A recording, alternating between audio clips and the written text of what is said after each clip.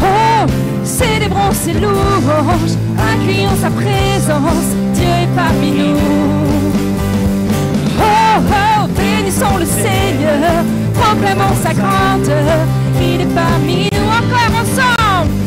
Oh, célébrons ses louanges, accueillons sa présence, Dieu est parmi nous.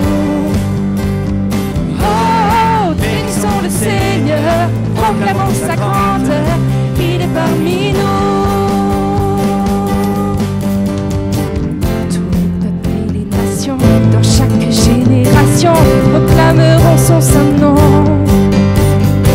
Jésus, le prince de paix, le tout-puissant bouclier, il est le ressuscité.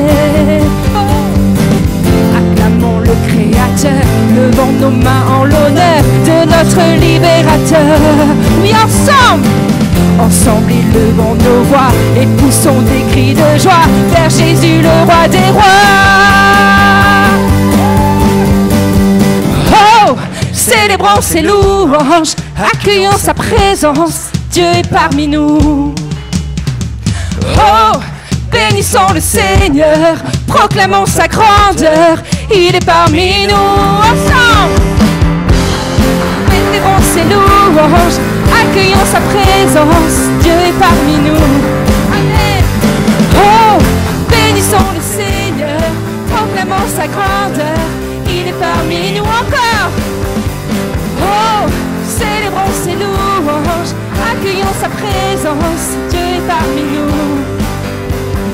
Oh, bénissons le Seigneur, proclamons sa grandeur, il est parmi nous. Dernière fois ensemble. Oh, célébrons ses louanges, accueillons sa présence, Dieu est parmi nous. Oh, bénissons le Seigneur, proclamons sa grandeur, il est parmi nous. Woo!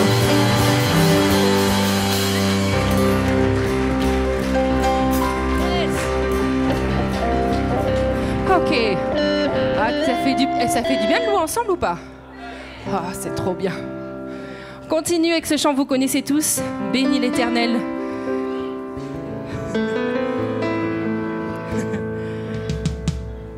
Ah, Seigneur, on va prendre ce chant, c'est pas juste des mots, on veut proclamer que quoi qu'il se passe dans nos vies, on veut continuer à te louer.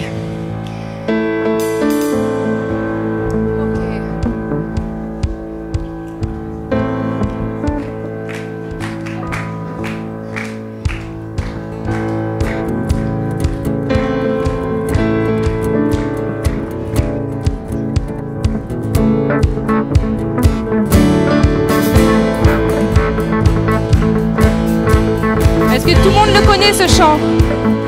Yes? Ok. Ensemble. Je louerai sur les monts et du fond des vallées. Quand je suis confiant, quand sombre ma foi, je louerai dans la crainte, dans l'insécurité. Oui, ma louange est un fleuve, qui emporte l'ennemi. Oh, tant que je vivrai, tout en moi chantera béni l'Éternel. Oh, mon âme, béni l'Éternel. Oh, mon âme, je louerai, peu importe ce que dicte mon âme. Yes. Je louerai car je sais que tu restes au contrôle. Ma louange est une arme, plus qu'un simple chant. Oui, ma louange est le cri. Ma louange est le cri qui a détruit Jéricho. Et tant que je vivrai, tout en moi chantera béni l'Éternel. Oh, mon âme, béni l'Éternel. Oh, mon âme, voix, mon Dieu est vivant, rien n'arrêtera ma louange. Béni, béni l'Éternel, oh mon âme. Ce matin, Seigneur, on veut proclamer que si nous te louons, c'est pour ton autorité, nous te louons pour ta majesté, nous te louons pour la victoire que tu fais dans la vie de chacun. Yes! Ton autorité, ta majesté, pour ta victoire, oh Dieu, je te louerai, pour ta fidélité, ta sainteté, pour ta puissance, oh Dieu, je te louerai, pour ta fidélité. Pour ta victoire, oh Dieu, je te louerai. Pour ta fidélité, pour ta puissance, oh Dieu, je te louerai. Bénis l'Éternel, oh mon âme. Bénis l'Éternel, oh mon âme. J'élève ma voix, mon Dieu est vivant, rien n'arrêtera ma louange. J'élève ma voix, mon Dieu est vivant, rien n'arrêtera ma louange. Oui, béni, bénis l'Éternel, oh mon âme. Bénis l'Éternel, oh mon âme. J'élève ma voix, mon Dieu est vivant, rien n'arrêtera ma louange. J'élève ma voix, mon Dieu est vivant, rien n'arrêtera ma louange. Oui, béni, bénis l'Éternel, oh mon âme. Bénis l'Éternel, oh mon âme. On va reprendre ce parti qui dit pour ton autorité, pour ta majesté, pour ta victoire, je te louerai, pour ta fidélité, pour ta sainteté, pour ta puissance, Seigneur, je te louerai. Amen. Yes.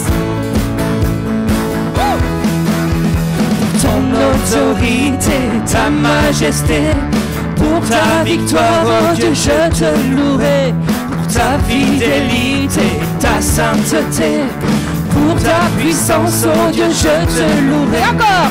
Ton autorité, ta majesté, pour ta victoire, oh Dieu, je te louerai, pour ta fidélité, ta sainteté, pour ta puissance, oh Dieu, je te louerai. Bénis l'Éternel, oh mon âme. Bénis l'Éternel, oh mon âme. Oui, j'élève ma voix, mon Dieu est vivant, rien n'arrêtera ma louange. J'élève ma voix, mon Dieu est vivant, rien n'arrêtera ma louange. Oui, bénis, bénis l'Éternel, oh mon âme. Bénis l'Éternel, oh mon âme.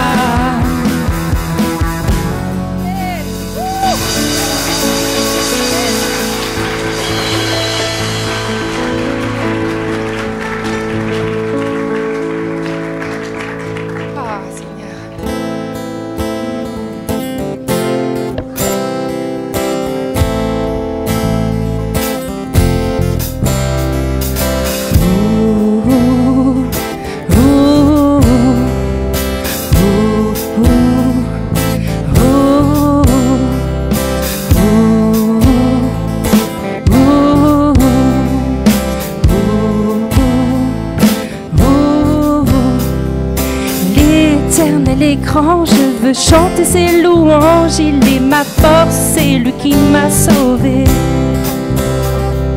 L'Éternel est bon, il a montré sa puissance par son amour, il nous a libérés. Élevons nos mains vers notre Dieu vivant, il est en son bras, il est triomphant. qui est comme lui, paré de sainteté, qui a fermé la mer sur une armée. Il m'a sauvé, il m'a sauvé, il est mon Dieu, je le louerai. Il m'a sauvé, il m'a sauvé, il est mon Dieu.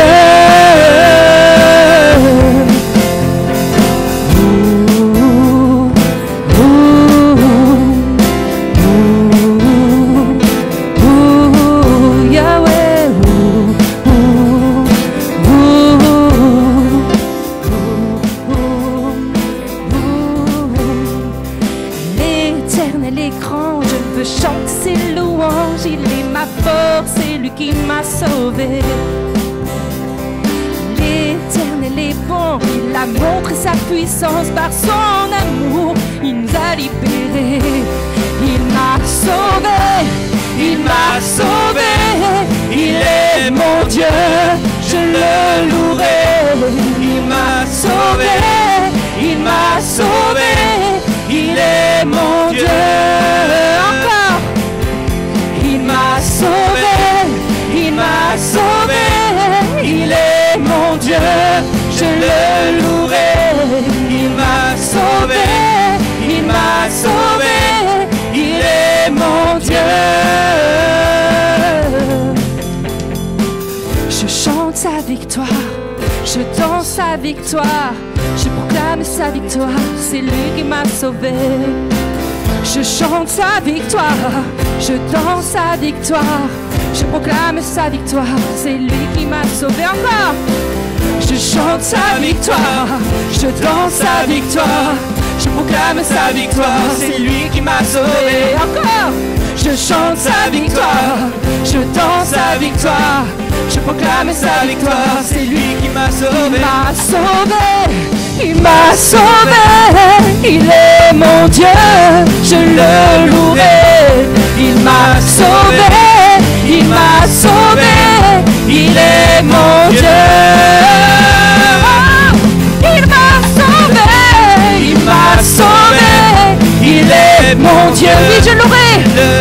Yes, il m'a sauvé, il m'a sauvé, il est mon Dieu. Il m'a sauvé, il m'a sauvé, il est mon Dieu, je le louerai. Il m'a sauvé, il m'a sauvé, il est mon Dieu.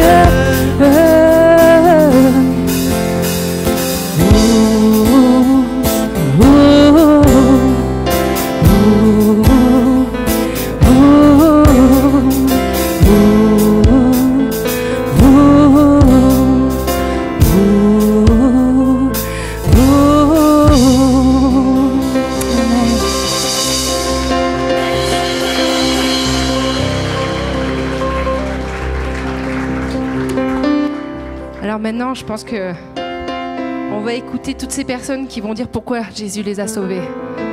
Vous êtes là ce matin pour ça? Oui? Amen.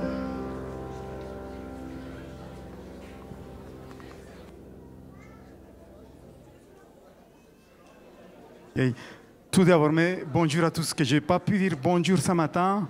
Et oui, bien sûr, on va arriver à l'étape tout à l'heure de quelques témoignages. C'est pour ça qu'on est là ce matin. Je voudrais avant tout retenir votre attention parce que, vous savez, comme église, on a la vie. On ne se contente pas juste de vivre le dimanche matin le culte, mais il y a beaucoup de choses qui se passent dans la semaine. Donc, regardez bien et regardez sur votre agenda parce qu'on va vous inviter à participer à quelques événements.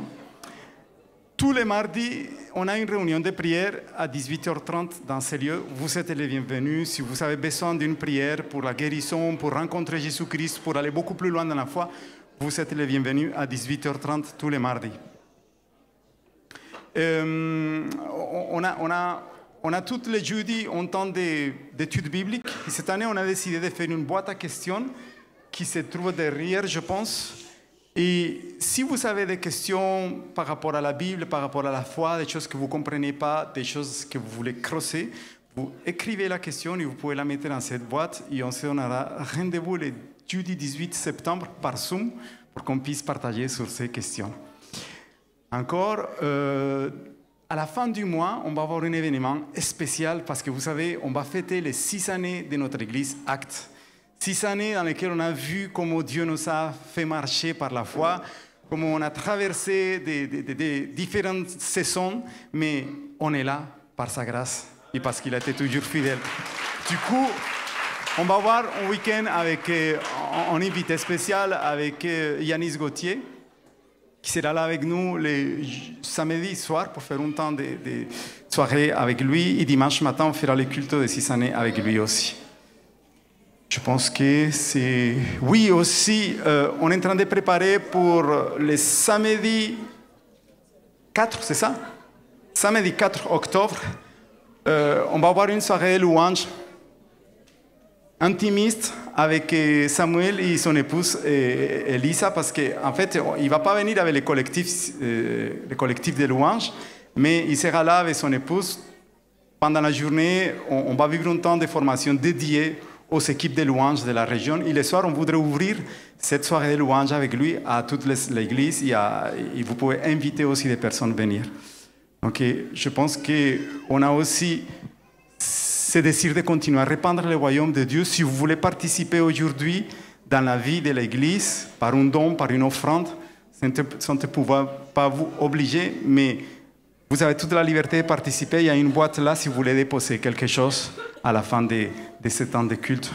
À nouveau, je vais dire bonjour. Est-ce que vous pouvez dire bonjour à la personne qui est à côté? Si tu ne la connais pas, dis-lui, c'est pas grave, on ne se connaît pas, mais on est dans la même équipe.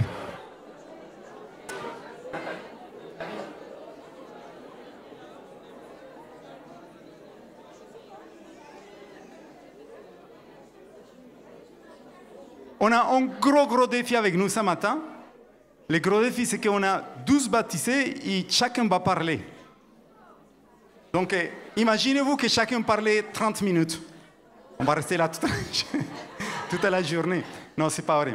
Chacun va partager avec tout son cœur un petit bout de sa vie. C'est vrai qu'entre 5, 6, 7 minutes, on ne peut pas tout dire, mais en tout cas, ils vont essayer d'aller à l'essentiel.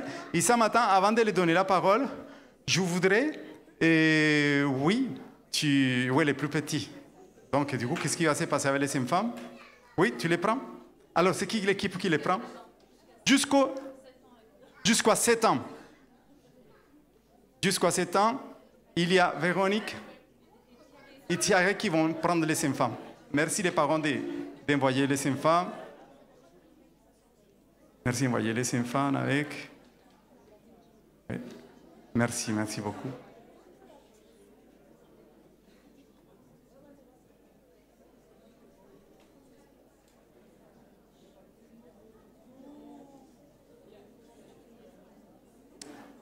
Et il est là. Je voudrais qu'on puisse venir aussi, Palmeron. Il passe vite fait. Et ça fait quelques jours qu'il est papa.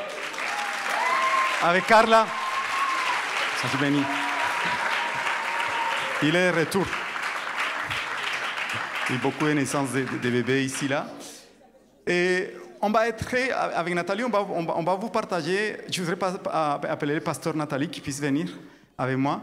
On va prendre un petit temps de partage, ça ne sera pas très long, sur 2 questions par rapport au baptême. Parce que c'est important quand même qu'on puisse donner du sens à ce qu'on vit dans nos églises évangéliques protestantes. Donc, la première question qu'on pourrait aborder ce matin et qu'on se pose souvent, en tout cas pour quelqu'un qui vient la première fois et entend parler du baptême, ça serait, c'est quoi le baptême? Est-ce que c'est un plongeon, juste un plongeon? Est-ce que c'est un acte religieux? Est-ce que c'est une obligation, quelque chose qu'on met dans une église? Et je voudrais commencer juste par définir le mot baptême. Ça vient du mot grec baptizo, qui signifie littéralement plonger, immerger, submerger. D'accord? J'aime beaucoup donner cette image parce que ça parle par rapport à ce que vous allez vivre aujourd'hui, les 12 baptisés. C'est comme prendre un petit sachet d'infusion. Tu sais que c'est un sachet d'infusion qui peut être un sachet d'infusion à la pomme cannelle, au ventre plat, aux nuits doux. Peu importe. Mais vous êtes des petits sachets d'infusion. Chacun parmi vous portait une identité et Dieu vous a donné quelque chose de spécial. Le truc, c'est que ces petits sachets d'infusion, quand on le plonge dans l'eau chaude, alors là, ça donne envie de le boire. Ça dégage une odeur, ça dégage ce qu'il est à l'intérieur. Et ce qui se passe avec le baptême, c'est justement ça. Vous avez fait une démarche avec Dieu, vous avez fait cette démarche de la foi, de comprendre qui est Dieu, accepter Jésus-Christ dans vos vies, mais en même temps, vous voulez aller beaucoup plus loin et concrétiser cette démarche intérieure par un acte extérieur. Et aujourd'hui, ça va sentir bon. Vous allez dégager ce que Dieu vous a donné. Et c'est un peu ça, baptiser, c'est immerger et sortir Nathalie va expliquer ça tout à l'heure, à la nouveauté de vie. Mais du coup, le baptême, c'est ça, c'est pas un acte juste religieux, c'est pas non plus un plongeon qu'on fait, mais c'est une démarche personnelle et c'est une décision qui est prise par quelqu'un qui a fait le choix de suivre Jésus-Christ. C'est pour ça que dans la Bible, c'est écrit « Celui qui croira et qui sera baptisé, il sera sauvé. » Parce qu'il faut avoir la conscience de croire. Bien que dans notre Église, on croit qu'il faut avoir cette conscience de pouvoir prendre la décision. Parfois, il y a des exceptions, comme aujourd'hui, vous allez voir, il y a un jeune garçon que tout à l'heure, on va l'encourager, mais c'est un jeune garçon qui, par son choix, par la manière comme il vit la foi, il a parlé avec ses parents, il a dit « Papa, maman, je vais faire cette pas de foi de baptême. » Donc, il y a parfois des exceptions comme ça, mais le point de départ, c'est croire dans nos cœurs. Donc, c'est ça le baptême. C'est cet acte qui est intérieur, mais qui va, de manière extérieure, concrétiser la démarche de la foi avec Christ. Alors, Nathalie, tu pourras nous expliquer pourquoi se faire baptiser? Quelques mots. Pourquoi se faire baptiser? Tu as eu un petit peu déjà répondu, mais je veux dire que si je posais la question, ici, des personnes qui se sont faites baptiser, vous êtes plusieurs à vous être fait baptiser, n'est-ce pas? Oui? Levez la main, ceux qui ont déjà été baptisés par immersion. Donc, comme c'est écrit, comme a expliqué Octavio, immergé complètement dans l'eau. Avouez que c'est quand même le plus beau jour de votre vie. Ah, amen. Clément est d'accord. Alors, c'est vraiment, on se fait baptiser parce qu'à un moment donné, on a envie de s'engager. On a fait une rencontre, tout le monde parle de rencontre personnelle avec Jésus, qui s'est révélé dans nos vies. Et en fait, ça vient nous inonder de sa joie, de son amour. On prend conscience tout d'un coup qu'on était séparés de Dieu à cause de nos transgressions, à cause de nos péchés, à cause de tas de choses, en fait. Et au moment où on découvre Jésus, on se dit, ça y est, maintenant je suis réconcilié avec Dieu le Père. Et ça vient bouleverser radicalement une vie entière. Et quand tu as cette révélation-là, tu ne veux qu'une chose, c'est de tout lui donner et le suivre. C'est un petit peu comme quand tu rencontres, vous avez déjà été amoureux, vous rencontrez votre amoureux, vous êtes très content parce que vous avez rencontré l'homme ou la femme de votre vie et vous vivez une romance ensemble et arrive le jour où vous avez envie de vous engager. Et vous avez envie de passer devant monsieur le maire pour dire oui, je veux vivre avec cette personne. Le baptême, c'est un peu ça aussi. C'est publiquement, devant vous tous, devant l'Église, devant les anges, je dis au monde entier que j'appartiens à Jésus, que je veux le suivre, que je m'engage avec lui, parce qu'il est la personne la plus importante de ma vie. Et donc, je rends ma foi visible. Et amen. Et c'est ceux qu'ils font chacun individuellement avec des parcours de vie différents. Et c'est là que ça va être hyper intéressant pour chacun de vous d'écouter leurs témoignages. Parce que comme disait Octavio, il y a un jeune qui a grandi dans un environnement chrétien, mais il y a aussi des gens qui ont couru de partout. Et tout le monde cherche des solutions à sa vie. Tout le monde cherche à être dans la paix. Tout le monde cherche à trouver la vérité. Puis tout d'un coup, il y a cette rencontre, le jour de la rencontre. Et puis le jour du baptême qui suit. Et tu as bien répondu à la question. Ça va? Vous voulez encore des explications? Non, on va laisser là. Et on va commencer alors. Vous savez, c'est une belle liste. Donc, ils savent déjà qui va passer après qui. Ce n'est pas une surprise. Mais il y a toujours un courageux, une courageuse qui va toujours passer en première, juste pour nous parler du pourquoi de cette démarche. Je voudrais qu'on puisse vraiment encourager à chaque fois quelqu'un qui va venir là devant pour nous parler. On va appeler Claudia.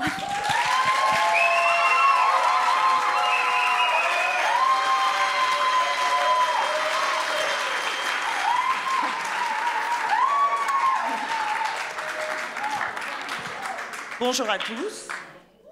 Bon, j'ai pas une position facile. Hein. Ah, la première, c'est pas... Hein, mais bon. Donc, moi, je suis Claudia. Je viens d'une famille de tradition catholique. Depuis petite, on m'a forcée à aller à l'église, au catéchisme, à faire ma première communion.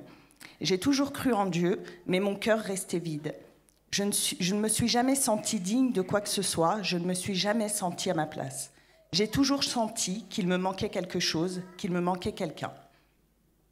À la naissance de ma première fille, j'ai cherché un lien au mauvais endroit, en me tournant vers la spiritualité à la mode, les cartes, la divination. Cela m'a aidé un temps jusqu'à ce que ce ne soit plus le cas et que je me sente à nouveau mal. Puis un jour, alors que j'habite juste à côté, je suis passée plein de fois devant l'église et à chaque fois c'était fermé.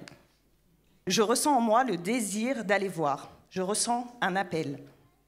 Cette fois, c'est ouvert et je rencontre Laetitia et Sybille qui m'accueillent avec bienveillance et m'invitent au culte du lendemain. Ce premier culte fut pour moi une révélation totale.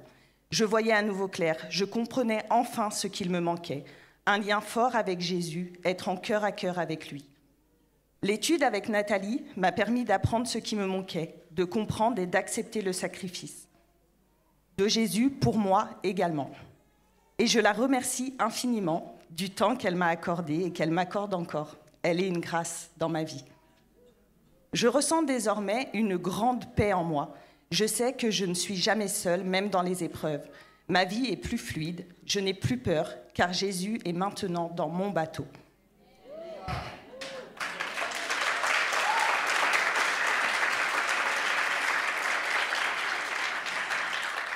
J'ai décidé aujourd'hui de demander le baptême pour me laver de mes péchés passés, de repartir à zéro, mais cette fois avec Jésus, en marchant dans ses pas et en me laissant guider par lui. Aujourd'hui, je renais en Christ.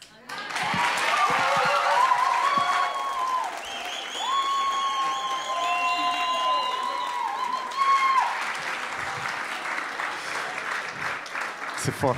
Merci beaucoup, Claudia. Il y a un jeune qui a décidé aussi de faire une démarche et moi je les encourage parce que autant comme toi Claudia il y a toujours des combats, la jeunesse aussi elle se trouve en face de tous ces combats qui sont dans la société, dans la manière d'être comme les autres, vous savez, et il y a certaines qui veulent se démarquer comme Johan. Je voudrais qu'on puisse l'encourager ce matin.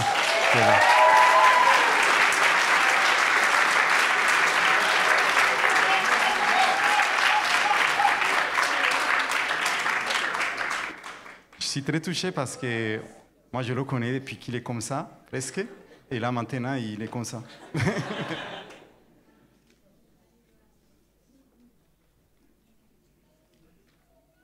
Bonjour à tous, je m'appelle Johan, j'ai 18 ans et je viens de rentrer en fac de droit à Jacob.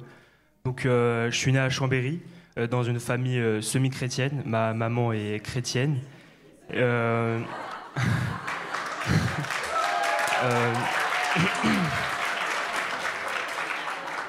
J'ai toujours été entouré de chrétiens. J'étais dans une école catholique au Bocage.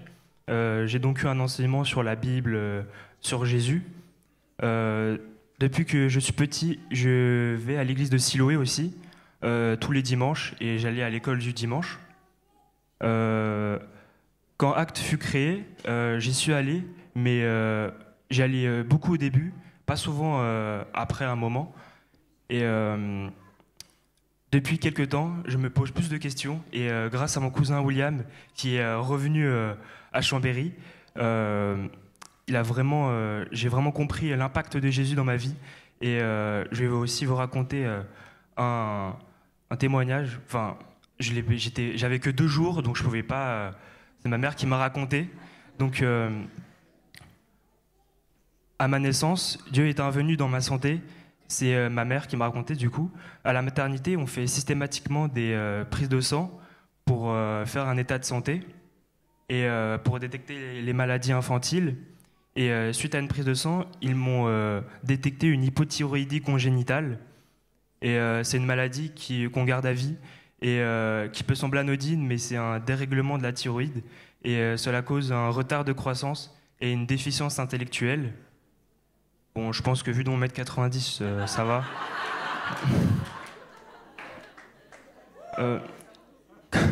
Quand ma mère a appris ce diagnostic, elle s'est effondrée, mais elle a gardé la foi. Elle a prié et loué Dieu avec ma famille, Tati Betty, tonton Loulou et mon papa.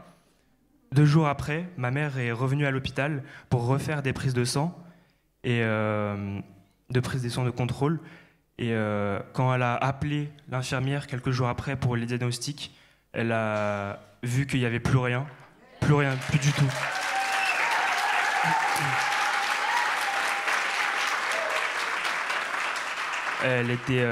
Elle était choquée, elle ne comprenait pas. Donc aujourd'hui, en tout cas plus récemment, Dieu me permet de travailler sur mon caractère, on va dire, un peu plus introverti à des moments, parce que j'ai eu à des moments où j'ai eu très peu confiance en moi.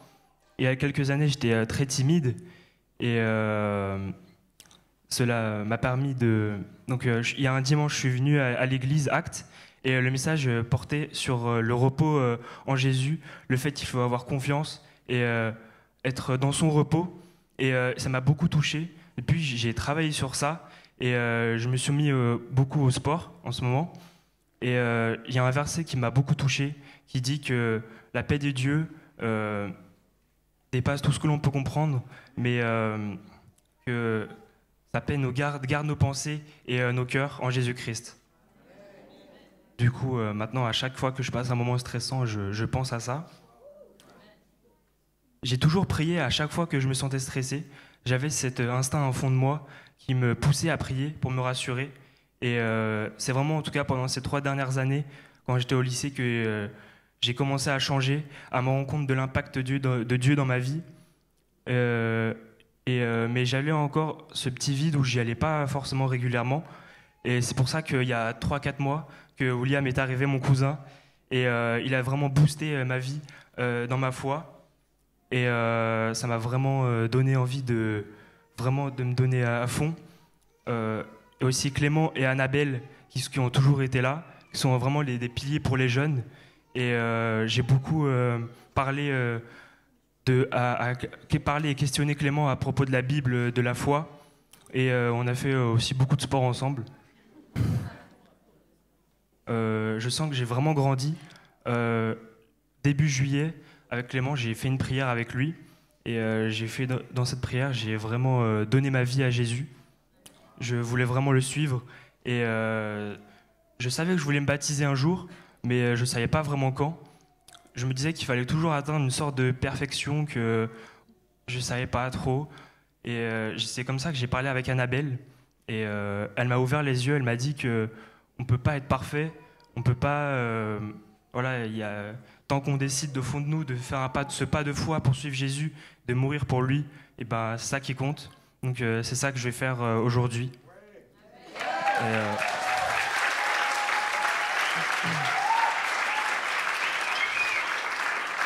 J'aimerais terminer par un petit poème que j'ai écrit en prose.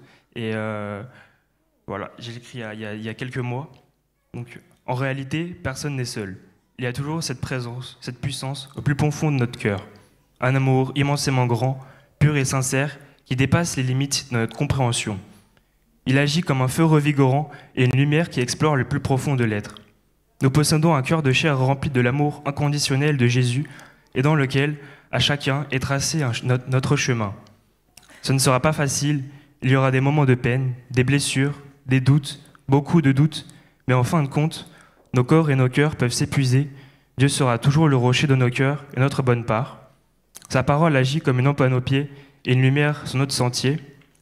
Par le nom de Jésus, nous avons été délivrés et sauvés des chaînes du diable. Le Saint-Esprit enflamme nos cœurs comme son amour enflamme nos vies. Nous combattons pour réclamer ce que le Christ a déjà donné et faire descendre sur la terre notre héritage du ciel, car Jésus l'a dit, tout est accompli.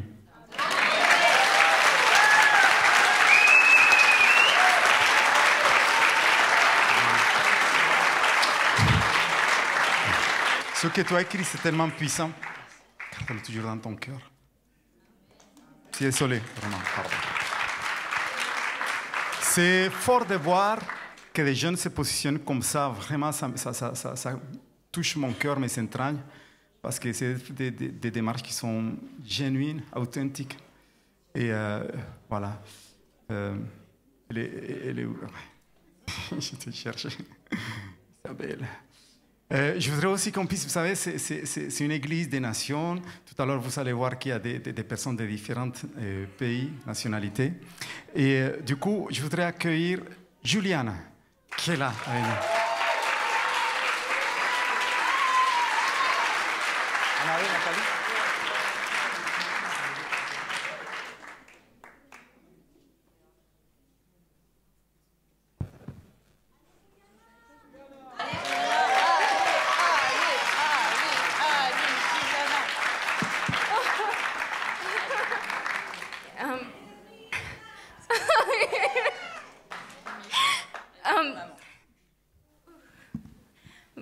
Bonjour à tous. Avant tout, je m'excuse parce que je vais lire, parce que je ne me sens pas du tout capable de vous regarder, mais je vous aime beaucoup. Et merci. Et aussi, je remercie mes parents et à ma maman, ma petite sœur, parce qu'ils sont là et bon, on ne partage pas la même religion, mais on partage la même relation avec Jésus. Et ça fait notre unión. Donc, mami, papo, mami, Anita, gracias por estar acá, los amo demasiado y Dios los bendiga, en serio. Aussi, je remercie Siti et Nao, je ne sais pas, ils sont nus. Et je vous aime, vous êtes mes grandes sœurs. Et bon, je vais commencer. Et je n'ai pas promis que je ne vais pas pleurer, parce que je suis une pleureuse. Et ouais, tout le monde me connaît déjà. Donc, bon. Et mon histoire a commencé avec le rejet et l'abandon. Mon père biologique m'a nié de ma naissance. Donc, quand je l'ai rencontré à l'âge de 4 ans, c'était pas par amour pour moi, mais par convenance. Puis il a disparu définitivement. J'ai grandi en me sentant coupable, croyant que son absence était ma faute. Donc cette douleur m'a suivi toute mon enfance et mon adolescence. J'ai cherché l'amour dans des personnes et des lieux qui ne pouvaient pas me le donner. Dès mon jeune âge, j'ai eu plusieurs relations avec des hommes, pensant que c'était ça l'amour. Je me transformais pour plaire aux autres. Ma manière de parler, de m'habiller et même de manger, tout était pour être accepté. J'étais un caméléon. Mais à l'intérieur, je me sentais vide, rejetée, honteuse. À 12 ans, on m'a diagnostiqué une dépression. Plus tard, un trouble borderline. C'est le trouble des personnalités limites. Donc, cela m'a fait sentir encore plus différente des autres. Les gens me prenaient pour quelqu'un de trop sensible. Ils pensaient que je voulais attirer l'attention, mais très peu comprenaient que je ressentais tout beaucoup plus intensément et que ces émotions fortes me dépassaient parfois et m'affectaient profondément. Cela rendait ma vie encore plus difficile parce que je souffrais intérieurement et je me sentais incomprise et jugée. J'ai connu l'anxiété, les attaques de panique, plusieurs hospitalisations et l'épilepsie qui compliquait encore ma vie. À 14 ans, j'ai perdu ma cousine, ma meilleure amie que je considérais comme ma sœur. Elle s'est suicidée à 15 ans, on avait le même âge. C'était un choc immense et je me suis sentie complètement brisée. Cette perte a renforcé ma dépression et mon sentiment de vide. À 15 ans, j'ai eu mon premier petit ami qui c'est chrétien. Au début, tout semblait beau, des fleurs, des lettres, de l'attention, mais la relation est devenue manipulatrice et abusive, verbalement, émotionnellement et physiquement. Même en pensant que je pouvais le sauver, fais pas ça. Je perdais moi-même. À 17 ans, j'ai tenté de me suicider en sautant par la fenêtre. Les médecins disaient que je ne pourrais peut-être jamais marcher, mais Dieu m'a gardé en vie. Gloire à Dieu.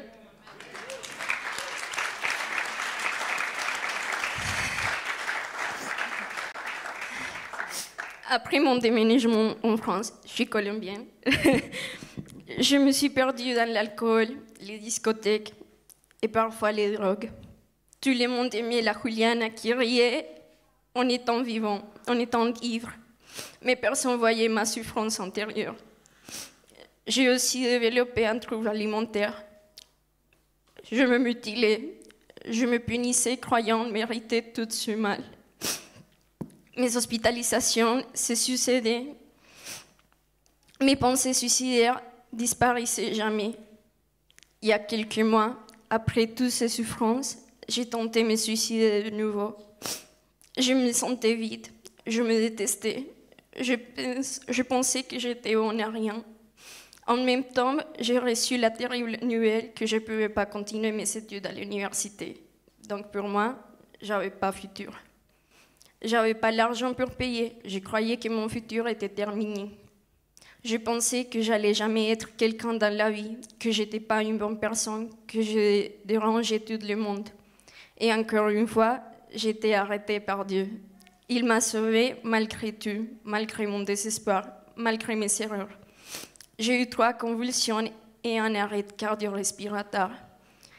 Après les tentatives, les médecins disaient que j'avais ressuscité. Mais moi, je savais que c'était Dieu qui me disait encore une fois, « Ma petite brebis, réveille-toi ». Mes cicatrices sur mon corps et dans mon cœur sont un rappel constant que Dieu guérit, sauve et transforme. Je ne les cache pas, je m'en vergogne plus d'elles, car elles sont un témoignage vivant de l'œuvre de Dieu dans ma vie. Comme dit 2 Corinthiens 1,4, il console ceux qui sont dans la détresse, afin que nous puissions à notre tour consoler ceux qui sont dans l'épreuve. Il y a des cœurs brisés que Dieu utilisera demain pour donner l'espoir, et mes cicatrices font partie des témoignages d'espérance. J'ai découvert une église chrétienne à 13-14 ans. Au début, je ne comprenais pas beaucoup, mais je continuais à y aller, poussé pour une soif intérieure. Petit à petit, j'ai découvert Jésus. Pas un Dieu lointain, mais mon Père, mon Papa, qui m'appelait par mon nom et non par mes péchés. Un Père qui m'a jamais abandonné, qui m'a jamais laissé mourir, qui m'aime profondément malgré toutes mes blessures et mes erreurs. J'ai découvert que Jésus, c'est pas seulement mon sauveur, mais mon homme, mon amoureux. C'est lui qui me comble et m'aime d'un amour parfait. Même si mes souffrances disparaissaient pas immédiatement, Jésus était là. Quand je voulais mourir, il me disait « Non, mon fils, c'est pas ton heure. J'ai un plan pour toi. » Je me suis rendu compte que lui seul pouvait combler mes vides et me donner un amour véritable. Même quand j'ai tombé dans des relations destructrices ou dans l'alcool, il m'a jamais abandonné. Chaque fois que je me relevais, c'était grâce à lui. Aujourd'hui, je peux dire que Jésus est mon refuge, ma force, mon sauveur et mon amoureux. Aujourd'hui, j'ai choisi de me faire baptiser pour déclarer uniquement que ma vie appartient à Dieu et à Jésus. Pour moi, le baptême, c'est enterrer mon ancienne vie, le rejet, la culpabilité, la honte, la dépression, les pertes, les relations destructrices, l'alcool, les pensées suicidaires. Je veux vivre pour Jésus. C'est ressusciter en vie nouvelle avec Dieu comme mon papa, Jésus comme mon homme et mon amour parfait.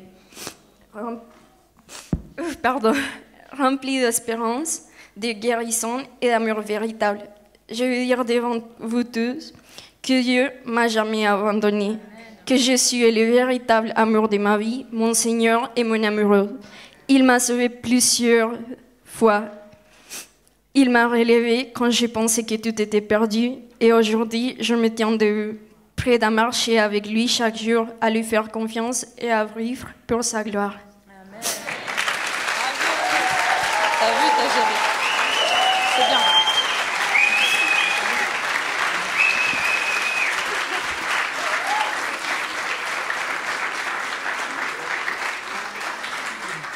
Et maintenant, c'est au tour de Morane. Merci. Bonjour, je m'appelle Morane et j'ai 26 ans. Pour vous raconter mon témoignage, je suis d'une famille catholique de tradition, baptisée étant petite, mais je n'ai pas eu d'éducation religieuse. J'ai toujours pensé que Jésus, que Dieu était un mythe, un peu comme un conte pour enfants. Et aujourd'hui, j'ai décidé de me faire baptiser. Alors je vais vous raconter ma vie avant et ma rencontre avec Dieu qui s'est faite en plusieurs étapes et ce qu'il a fait de moi et avec moi depuis que je suis avec lui. Avant de rencontrer Jésus, j'étais perdue, une âme un peu égarée.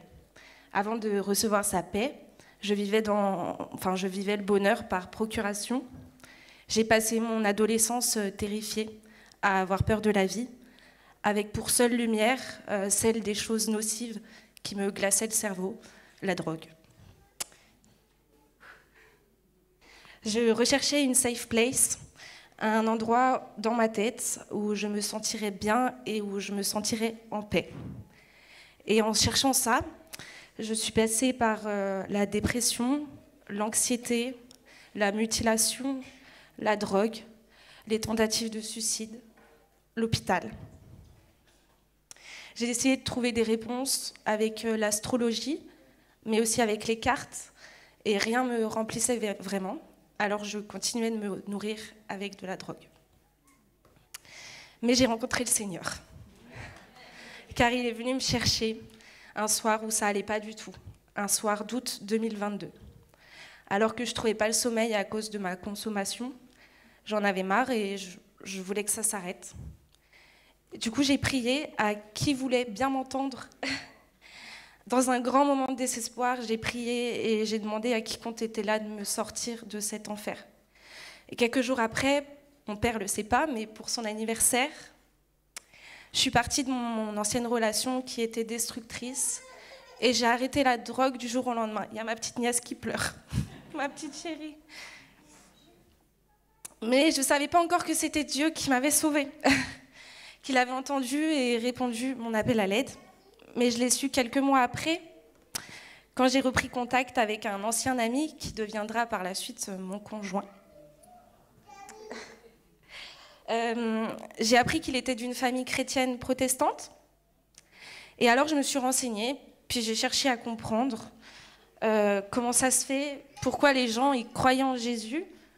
J'ai voulu des preuves de son existence parce que je suis très cartésienne. Alors, en cherchant les preuves, entre guillemets, je me suis renseignée sur le Saint-Suaire, et en passant par la couronne d'épines et puis tout ce que vous connaissez. Et donc, j'ai compris qu'il avait bien été vivant. Mais j'arrivais toujours pas à croire à ces miracles et à ce Dieu vivant et ressuscité. Du coup, j'ai demandé ma première Bible à ma belle-mère en 2023, un an après, pour comprendre. Et je me suis rendu compte que sur les réseaux, j'avais une copine qui s'appelle Audrey, qui est là, je ne sais pas où elle est. Elle est là, qui postait beaucoup de choses en lien avec Dieu. Elle postait des versets, et en fait, ça me faisait du bien. Du coup, j'ai repris contact avec elle, et on a décidé de se voir.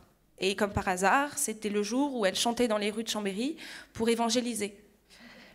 Voilà, et j'ai évangélisé. C'était en décembre 2024. Et sans le savoir, j'allais participer à cet événement.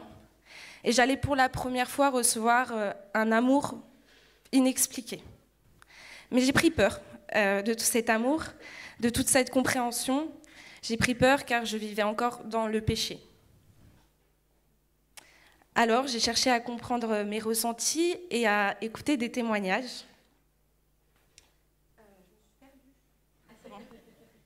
J'ai cherché qui était vraiment ce Dieu d'amour que j'avais rencontré.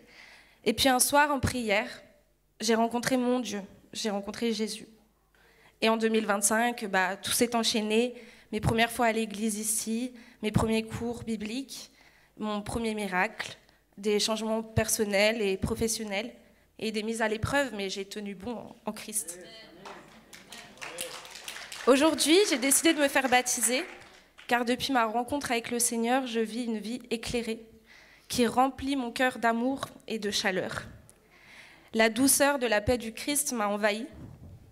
Et je ne suis plus cette fille égarée, tourmentée et triste. Je ne suis plus cette fille autodestructrice qui ne pense qu'à sa fin. Je n'ai plus besoin de chercher du repos car je l'ai trouvé en lui et je suis sauvée. J'ai trouvé mon chemin et comme vous l'aurez compris, comme il est dit dans la Bible aussi, je suis passée des ténèbres à la lumière. Dans Colossiens 1, verset 13, il est dit qu'il nous a délivrés de la puissance des ténèbres et nous a transportés dans le royaume de son Fils bien-aimé. Et pour finir, j'ai aussi un autre verset que ma meilleure amie athée m'a choisi. Oui, c'est bien. Hein. C'est dans 2 Corinthiens 5, le verset 17.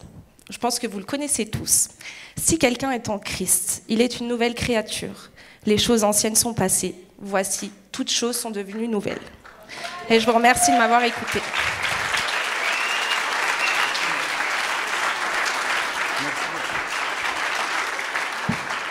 Merci beaucoup, Morane. Je voulais juste te dire, oui, je me rappelle de cet après-midi-là. Et c'est vrai qu'on était avec le groupe évangélisation. Et toi, Audrey, tu avais fait le défi de venir chanter avec nous dans la rue.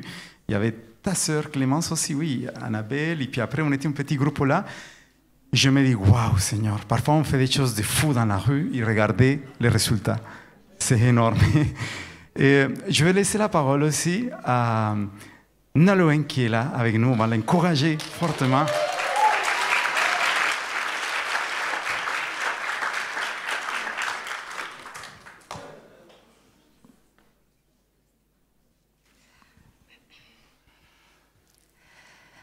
Bonjour à tous. Aujourd'hui, je voudrais remercier le Seigneur d'être entré dans ma vie et dans la vie de ma famille. J'ai décidé de vous raconter mon histoire à travers l'écriture, voilà, pour rester un peu concentrée. Ma vie n'a pas toujours été facile. J'ai grandi trop vite, dans une enfance marquée par les épreuves. Mon père, militaire lui-même enfant d'une famille brisée, était dur, parfois violent, avec des nuits de fuite en pleine brousse africaine, dans une vieille voiture verte pour échapper aux coups. Mon enfance a été marquée par les voyages de pays à pays en travers l'Afrique, parce que mon père était muté tous les 2 ans. Ma mère, elle aussi, portait de lourdes blessures. Malgré tout, ma sœur et moi avons été baptisés. J'ai fait ma première communion et même servi comme enfant de cœur lors d'un passage en France. Mais un jour, lors d'une nouvelle mutation dans un autre pays d'Afrique, la violence physique est devenue insupportable, ainsi que spirituelle, car en Afrique, certaines forces invisibles sont bien réelles. Alors que cela faisait que 6 mois que nous étions dans ce pays, j'ai écrit au consulat pour demander de l'aide. Quelques semaines plus tard, dans la nuit du 24 décembre 1998, nous avons été rapatriés en France. Nous n'avions rien, seulement nos vêtements et un sac à dos. J'avais 14 ans. Ma mère m'en a voulu, mais je sais au plus profond de moi que je devais le faire pour que nous survivions. Et aujourd'hui, là où tout semblait perdu, il a ouvert un chemin, là où il n'y avait que peur et violence, et il a apporté la délivrance. Puis, il y a eu l'adolescence. Bon, je passe l'adolescence. Et à l'âge de 17 ans, j'ai rencontré le père de mes enfants. Je suis tombée enceinte très jeune. J'avais besoin de construire une famille. Je me suis mariée, mais ce mariage a fini par un divorce assez houleux. Et pourtant, derrière tout cela, j'ai toujours appris à sourire et à dire « ça va » sans trembler. J'ai porté mes douleurs dans le silence. Et pendant des années, je me suis levée chaque matin, le cœur vide, mais le sourire aux lèvres. J'ai tout encaissé sans bruit. On me disait souvent « mais quelle force !» Mais je savais qu'un jour, il faudrait que je dépose tout cela quelque part. Toutes ces larmes que je n'avais pas versées, tous ces cris que j'avais ravalés, toute cette fatigue que personne n'avait vue. Et c'est, il y a 1 an et demi, à 40 ans, que ma vie a basculé. Que la plus belle chose me soit arrivée. J'ai d'abord rencontré Nathalie par un hasard et merci. Puis Jésus. Et à travers lui, j'ai découvert un amour inconditionnel. Il m'a jamais lâché, toujours présent avec son amour et sa douceur, même lorsque parfois je lui disais ouais, « c'est bon, hein, laisse-moi, je gère ». Il a su m'apprivoiser, murmurer « je suis là ». À travers ces messages, il me rappelait « je t'aime, ne crains rien, je suis avec toi, ne lâche pas ». Merci, merci Seigneur. Et à la croix, j'ai déposé mes larmes, mes cris, ma fatigue, mes péchés. J'ai aussi appris à pardonner. Il m'a dit « viens mon enfant, je t'aime ». Ce mot « je t'aime », un mot que je n'avais jamais entendu de mes parents. Je l'ai entendu de mon Père Céleste. Et là, j'ai découvert ce qu'était l'amour, un amour qui remplit le cœur, qui comble le vide, qui restaure et qui donne la vie. Il m'a sauvé des oppressions spirituelles à plusieurs reprises en m'enveloppant de sa lumière, car les oppressions ont été très fortes. Hein? Ça y est, c'est fini, on a gagné. Parce que j'ai décidé de le suivre et de lui faire confiance. Il m'a donné la victoire sur mes combats. Nous avons fait un grand nettoyage. Philippe, mon mari, vous en parlera parce que oui, par un hasard, j'ai rencontré l'homme de ma vie avec qui je grandis aujourd'hui dans la même direction, l'amour de notre Père Céleste. Il a restauré mon cœur et mon âme. Mon père, que j'avais oublié, est mort il y a 3 mois. Et malgré tout, cette disparition m'a fait mal, pas à cause du deuil, mais à cause, voilà, à cause du pardon, tout simplement, même si moi je lui ai pardonné. Bon, bref, c'est passé. Mais c'est vrai que Dieu m'a donné la paix. Le jour où il est mort, j'ai simplement dit « S'il te plaît, Seigneur, donne-moi la force, parce que vraiment, j'étais pas bien. » Et en une seconde, une force intérieure, une paix, voilà. Je le dis avec tout mon cœur, il est là au centre de nos vies, dans notre douleur, dans notre silence, dans notre combat. Aujourd'hui, je proclame devant vous que Jésus est vivant. Il est mon berger, il est votre berger. Il est mon refuge, il est votre refuge. Il est ma paix, il est votre paix. Et désormais, je marcherai avec lui tous les jours de ma vie. Merci au pasteur de nous accompagner. Merci à mes frères et sœurs de Actes de m'avoir aidé quand je me suis mise dans ma grotte. Ce dimanche 7 septembre, je m'engage à dire oui. Oui à Jésus-Christ, oui à l'amour vrai, oui à la guérison intérieure, oui à la paix intérieure, oui à la liberté, oui à l'obéissance. J'ai choisi de reconstruire ma vie sur le roc solide qui est Jésus-Christ.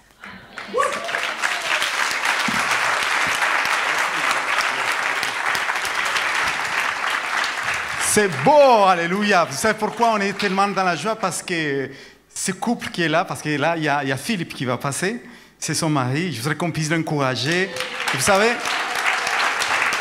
c'est un couple qu'on a accompagné. Et on les a mariés, on les a bénis. Et dans toutes ces étapes, on a vu vraiment agir Dieu dans vos vies. Donc bonjour, moi c'est Philippe, 49 ans. Et oui, il n'y a pas d'âge pour rencontrer Jésus. Je suis très heureux d'être parmi vous ce matin. Ça fait seulement 1 an et demi que je suis auprès de vous, mais quelle rencontre. Alors je ne vais pas vous raconter toute ma vie car ça prendra un peu de temps, mais je vais vous raconter mon parcours qui fait que je suis devant vous ce matin pour cet engagement. J'ai eu une enfance plutôt tranquille. Je suis le second d'une fratrie de 3 frères. J'ai été élevé par des parents catholiques très pratiquants. Tous les dimanches, nous allions à la messe, j'étais enfant de chœur, et tous les soirs dans la chambre, nous récitions de notre Père. Mes parents vivaient leur foi très intensément et ont toujours été un modèle de bienveillance et d'amour envers leurs prochains. Mes parents ont été un exemple dans la façon de voir leur couple, l'amour pour les autres, et ces valeurs ont germé en moi, et ce qui fait que je suis la personne que je suis devenue. Arrivé à la période de l'adolescence, je me suis un peu détourné de Dieu, au profit des sorties avec les copains, les grasses matinées le dimanche, les études. Mes prières et mes rencontres avec Dieu se sont espacées. J'ai ensuite rencontré quelqu'un non-croyante, avec qui j'ai eu une fille, Lucie, qui a maintenant 21 ans. Ma relation avec Dieu se trouve alors en sommeil. Je pars alors d'une période de désert spirituel, étant plutôt éloigné de Dieu dans une vie de désobéissance et d'impureté. Après 13 ans de vie commune, des événements ont mis à mal notre relation. Même si j'ai pardonné certaines choses, quelque chose était cassé et naturellement, nous avons décidé de poursuivre des chemins différents. En 2011, une première grosse épreuve vient bouleverser ma vie tranquille. Ma maman, atteinte d'un cancer, meurt à l'âge de 62 ans. On n'est pas forcément préparé à voir sa maman partir quand on a 35 ans. Et du coup, je m'interroge. Et bizarrement, j'interroge Dieu en lui demandant pourquoi elle, une personne qui était amour et bonté envers les autres. Alors que je pensais que j'allais entrer dans une phase de déprime après son départ, je ressens une puissante force qui m'aide à surmonter cette période. Je choisis d'accepter les choses et le plan de Dieu, et je reçois à ce moment une paix intérieure qui me fait aller de l'avant. Et puis il y a 7 ans, je rencontre Nolwenn, alors que nous étions à plus de 100 km pourtant. Le hasard fait que nous nous parlons à travers un site de rencontre. Je dis hasard de manière ironique, car Nolwenn vient de finir une relation compliquée et n'a pas du tout envie de revivre une relation avec quelqu'un. Et c'est sa maman et sa sœur qui lui créent un profil sur un site de rencontre. Et le premier profil qu'elle lui montre qui apparaît, et il dit « Regarde, pourquoi pas lui ?» C'était moi. Et donc Nolwenn est venue me parler. Alors, nous avons discuté pendant 8 mois, sans nous rencontrer, entrant dans une relation plutôt amicale qu'amoureuse. Nous apercevons que nous avons beaucoup de valeurs communes, et nous apprécions discuter ensemble pendant des heures. De mon côté, j'ai une certaine réserve, car je me dis qu'avec la distance, la relation serait compliquée. Fin 2018, nous décidons enfin de nous voir. Je rencontre une femme très accueillante, qui dégage beaucoup de douceur et envoie de la lumière autour d'elle. Et c'est naturellement qu'après quelques semaines, notre relation évolue vers plus que de l'amitié. Très vite, les enfants... Ah oui, j'ai oublié de vous dire, pour ceux qui connaissent pas Nolwenn, elle avait 4 enfants. À l'époque, une petite de 5 ans, des jumeaux de 11 ans et une fille de 14 ans. Donc je disais, les enfants tissent des liens. Et c'est naturellement que Nolwenn déménage pour venir à Vimine, quittant avec beaucoup de mélancolie ces montagnes. Nolwenn est aussi chrétienne, mais notre vie trépidante, oui, je vous l'assure, passer de 2 à 7, c'est sportif. Nous plongeons dans un train-train quotidien, où nous laissons peu de place à notre Père, penchant même un moment dans la mode du New Age. Mais Dieu va nous rappeler à lui. Fin décembre, alors que Nolwenn est dans une phase de transition professionnelle, mais n'est pas en recherche active de travail, elle reçoit un appel comme par hasard, d'une école pour un poste d'AESH dans un lycée de Cognin. Je dis encore comme par hasard parce qu'elle n'avait pas envoyé de CV à cette école. Et il n'y a aucune raison que la directrice l'appelle. Et sans vraiment réfléchir, elle accepte le poste. Et voilà que début janvier, elle commence le poste pour accompagner des jeunes en difficulté dans leur scolarité. En début de cette année, nous rencontrons des difficultés avec un de nos enfants. Cette situation nous éprouve mentalement et physiquement. Quand Nolwenn rentre de son travail, elle me parle fréquemment d'une de ses collègues de travail qui l'écoute, lui apporte son soutien, lui dit qu'elle va prier avec nous, avec son mari. Et vous l'aurez reconnu, il s'agit bien sûr de Nathalie Octavio. Et je bénis notre Seigneur pour cette rencontre. Dans cette période difficile, nous sentons le besoin de revenir à Dieu. Nous prions pour que la situation s'améliore. Les pasteurs prient également beaucoup pour nous. Et fin mars, le dossier est définitivement clos avec une tournure favorable pour notre famille. À travers les discussions que Nolwenn peut avoir avec Nathalie sur Actes, nous sommes curieux. Et un dimanche, nous décidons d'aller à votre rencontre. Dès que je franchis le seuil de la chapelle, je ressens une sensation de bien-être. Les gens sont souriants, il y a des petits gâteaux, et je suis accueilli par Marie-Françoise.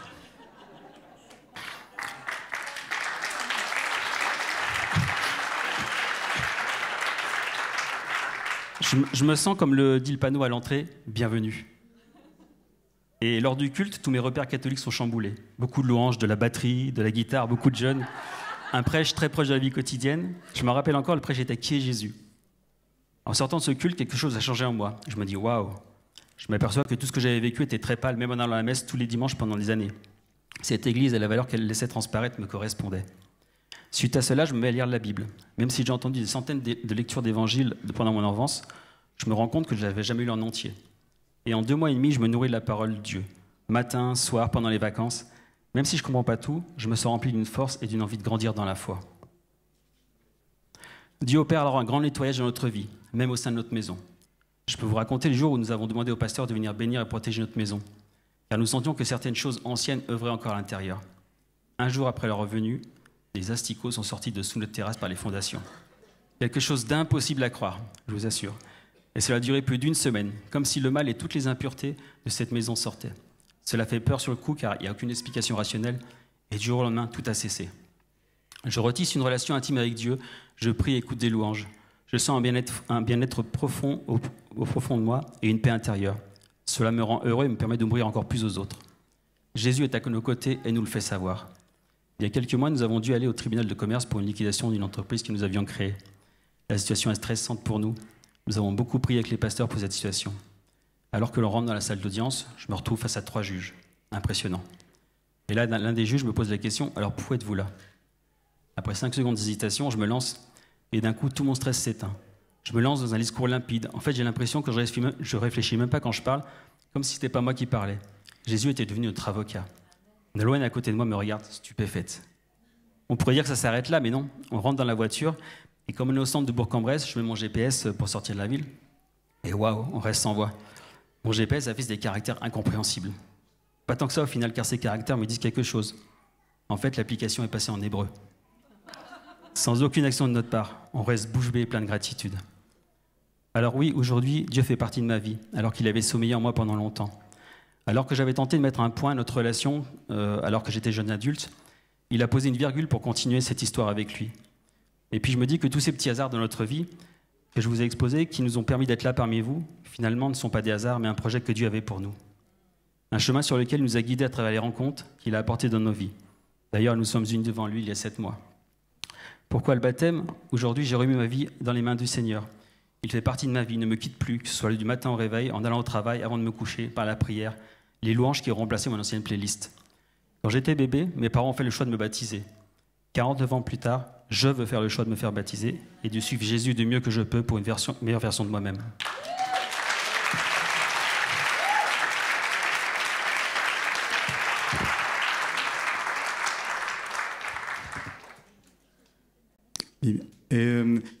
Je voudrais aussi, dans la continuité, il y a quelques jours de ça, on a eu un rendez-vous dans un café avec deux hommes que vous connaissez qui commencent à venir dans l'église depuis quelques semaines.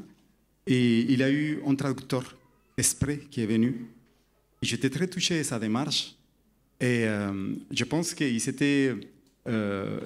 voulaient qu'avec Nathalie, on comprenne vraiment leur démarche. C'est pour ça qu'ils ont fait venir un traducteur. Et du coup, je dis au traducteur, est-ce que ça te dirait de venir peut-être à dimanche? Et en fait, il était heureux de pouvoir venir aujourd'hui. Il est là, c'est Gersin. Et je voudrais appeler Soyel qui va passer. Venez. Il va traduire. Bien, c'est un plaisir d'être ici.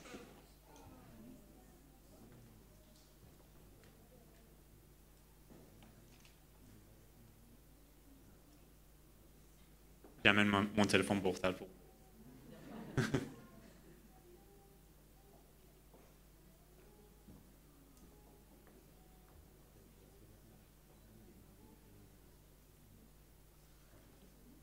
par rapport à fait que M. Sohail ne peut pas prononcer bien, je lis le texte complet de lui pour vous, pour vos écouteurs. Merci bien. La première jour où je suis venu dans cette église, je n'aurais jamais imaginé qu'un amour aussi fort puisse naître entre moi et Dieu. Eh bien, j'ai grandi dans un pays avec une religion dont les dirigeants commettent toutes sortes d'injustices envers le peuple au nom de Dieu et de la foi. Aujourd'hui, quand j'y pense, je réalise que je vivais cette religion par peur et sous la contrainte. Je n'avais tout simplement pas le droit de choisir autrement. En Iran, chaque fois que je rencontrais des difficultés, j'allais toujours voir ma mère. Et parce qu'elle avait un cœur pur, je lui demandais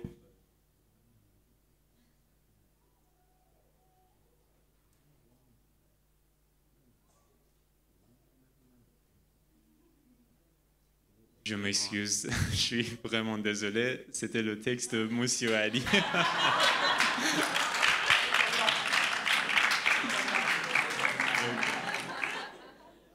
Alors, on recommence.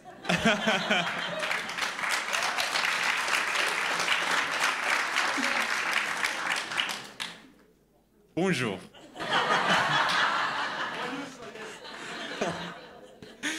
Je m'appelle Sohail.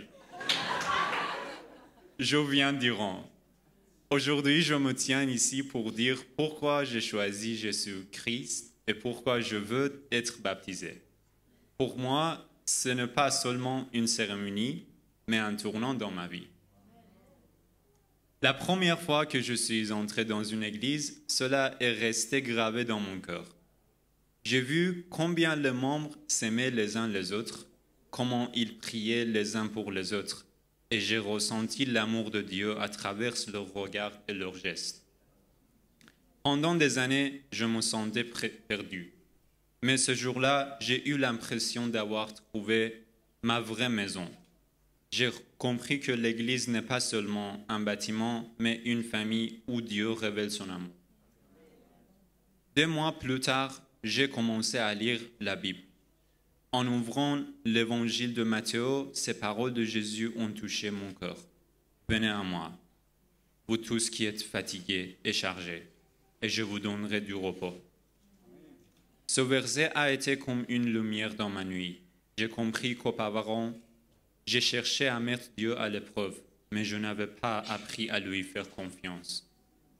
Jésus m'a montré que la vraie foi, c'est s'appuyer sur Dieu, même au milieu de difficultés. Dans mon pays, il n'y a pas de liberté de croyance. La foi y est souvent une contrainte et une peur plutôt qu'un choix libre. Mais dans le christianisme, j'ai découvert l'amour, le pardon et la liberté. Là où auparavant, je ne connaissais que la crainte de châtiment et je trouvais la paix de Dieu. Aujourd'hui, je veux être baptisé pour déclarer publiquement que Jésus est mon Sauveur et le Seigneur de ma vie.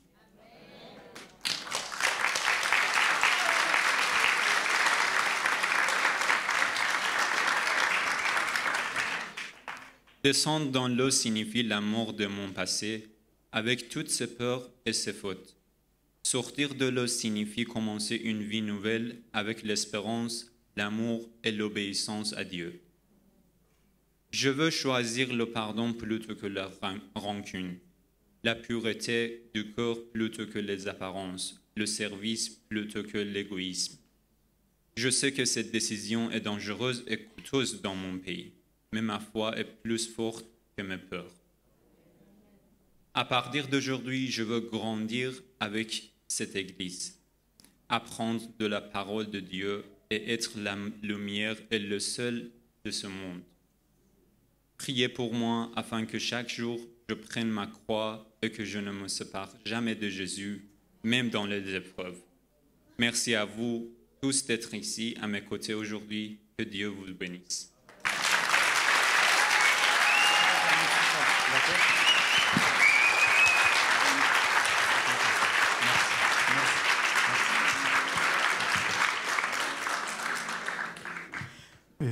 On est en train de vivre vraiment des miracles, la puissance de Dieu qui transforme des vies et des histoires qui ont été marquées.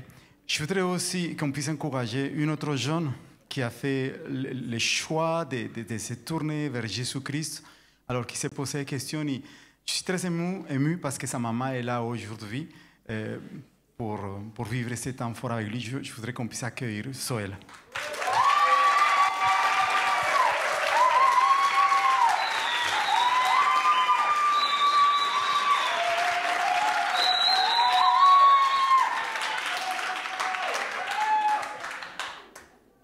Bonjour.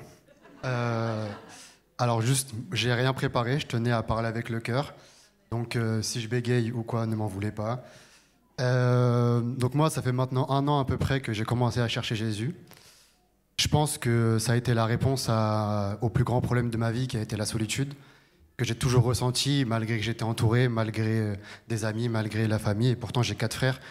Donc ça a été un grand moment de joie pour moi quand j'ai pu combler cette solitude que j'ai jamais réussi à combler par tout ce que j'ai pu essayer, peu importe que ce soit le sport, que ce soit les relations amoureuses, que ce soit l'alcool, j'ai jamais réussi à combler. Et je me disais que de toute façon je pourrais pas le combler et que c'était mon destin de finir seul, on va dire. Mais les recherches que j'ai faites sur Jésus m'ont vraiment touché. Je me suis posé beaucoup de questions.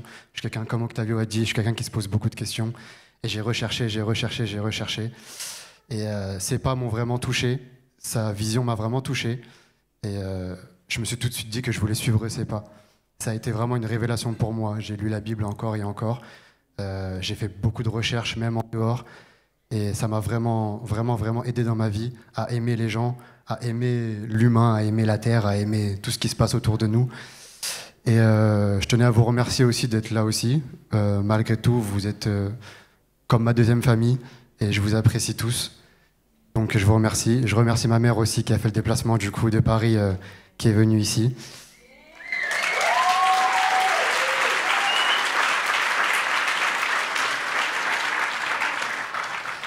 Je tenais juste à faire, je profite de ce temps de parole pour faire passer un petit message, notamment je sais aux plus jeunes et même à tout le monde en fait. Je sais qu'on dit souvent dans les Écritures ou même à l'église de ne pas oublier d'aimer vos familles, vos amis, vos proches. Et moi, j'aimerais faire passer le message de ne pas oublier de vous aimer vous-même aussi, c'est très important. Parfois, on n'y pense pas, on pense toujours qu'on arrivera à combler notre amour personnel par les autres. Mais n'oubliez jamais de vous aimer vous-même, c'est important. Des fois, on fait des péchés, on pense qu'ils sont impardonnables. Des fois, on fait des erreurs, on pense qu'ils sont irréparables. Mais ce ne sera jamais le cas. Et quoi qu'il arrive, son amour, il est inconditionnel. Vous le savez. Donc, merci à tous et passez une bonne journée.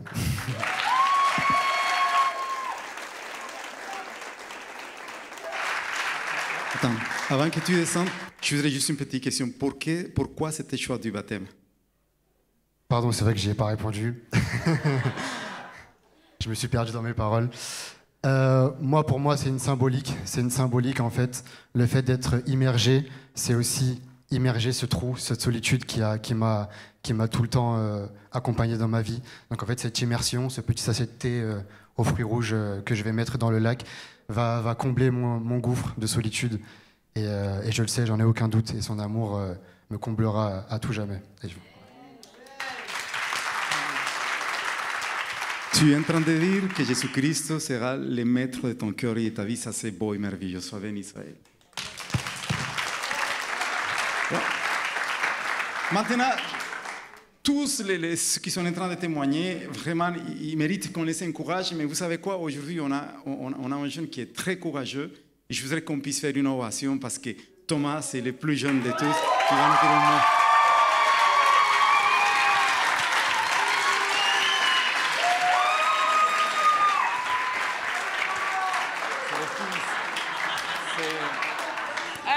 C'est le fils de Georges et de Vanessa. Ouais. Moi, je vais vous dire salutations distinguées. Alors déjà, avant de commencer, je vais vous dire arrêtez de pleurer là tout de suite si vous voulez. En fait, s'il vous plaît plutôt, parce que c'est même pas si vous voulez, vous allez arrêter de pleurer. Parce que c'est un moment de joie, donc on n'est pas là pour pleurer, voilà. Et je vais sortir mon téléphone. Alors, je ne vais pas vous raconter un grand parcours comme mes frères et sœurs avant moi, parce que je n'ai pas encore eu de moments difficiles à gérer vu mon jeune âge. Mais j'ai fait une vraie rencontre avec Christ. J'ai vu ce qu'il a opéré dans la vie de ma famille. J'ai vu sa main agir. Et c'est pour cela que je ne veux pas attendre de vivre des moments difficiles pour l'accepter. Attendez, c'est pas fini, hein. Pourquoi me faire baptiser, vous allez me dire? Ben, parce que j'en ai envie. Non pas pour faire plaisir à mes parents, mais bien parce que j'en ai envie. Je crois en Dieu, je crois en Jésus-Christ, son Fils, mort à la croix pour moi et ressuscité pour moi. Alors je veux tout simplement témoigner et obéir que je l'ai accepté dans ma vie pour Sauveur et Seigneur. Et je sais que des combats viendront en leur temps et je serai prêt à les surmonter. Voilà pourquoi je veux me faire baptiser. J'en ai envie plus que tout. Merci à tous de m'avoir écouté et de m'avoir accueilli dans cette église.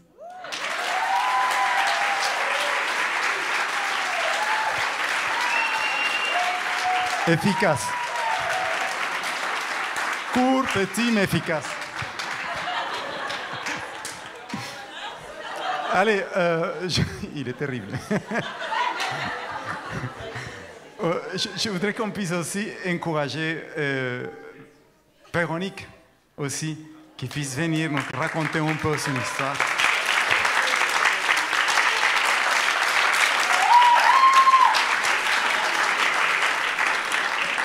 Merci.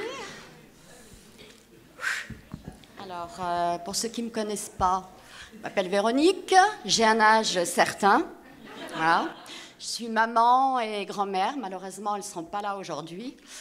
Et je suis de profession aide médico-psychologique auprès de personnes en situation de handicap. Et je vais commencer par ceci. Un jour, une personne que j'apprécie m'a dit que Dieu était bavard. Donc, je n'étais pas d'accord avec l'adjectif bavard. Je le trouvais trop familier. Et, mais c'est vrai que Dieu nous parle souvent. Il aime communiquer. Moi, me concernant, il m'a parlé souvent. Quand j'étais gosse, on m'a dit que j'étais folle, bon, que Dieu n'existait pas. Voilà. Et bon. Pourtant, il m'a parlé là, et je vais partager avec vous l'expérience de communication la plus puissante de ma vie. Voilà, j'en tremble encore. Pourtant, j'ai répété, mais voilà. Donc, j'ai été baptisée catholique dans une famille qui n'était pas croyante ni pratiquante du tout. Ma mère, ma grand-mère ont subi le rejet de base, donc elles se sont mariées après. Les enfants ont eu des beaux-pères et ma mère pareil. Voilà. Donc j'ai vécu dans la violence. Moi, ils ne pratiquaient pas quoi que ce soit. J'ai jamais compris pourquoi on m'a baptisée.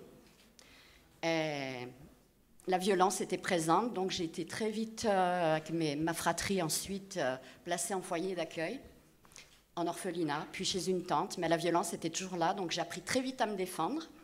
On nous a mis au catéchisme, au foyer, et je ne comprenais pas, j'avais peur.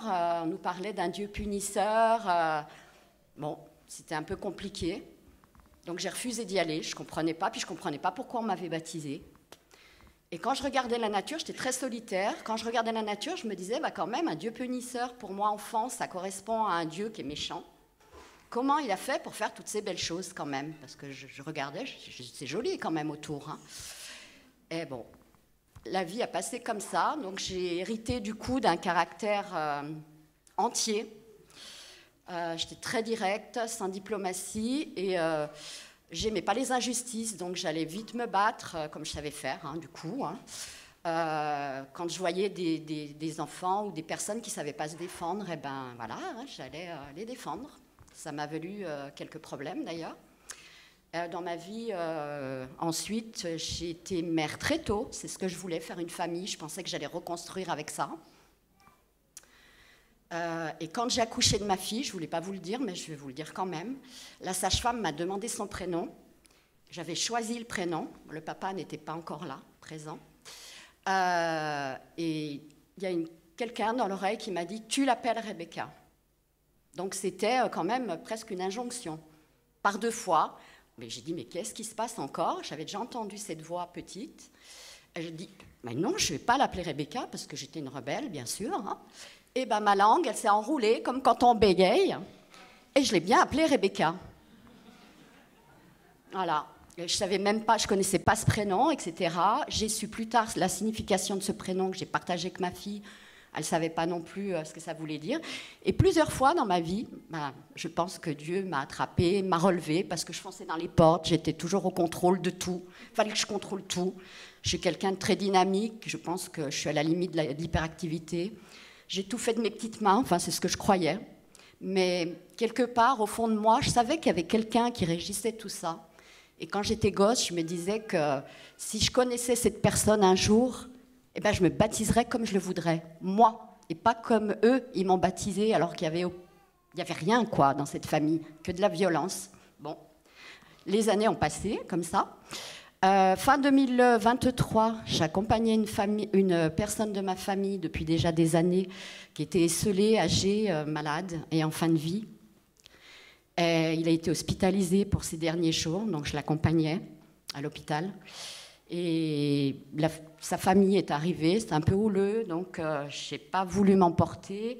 J'ai pris sur moi et je suis allée prier à la chapelle de l'hôpital. Donc j'étais seule dans cette chapelle. J'ai prié pour cette personne.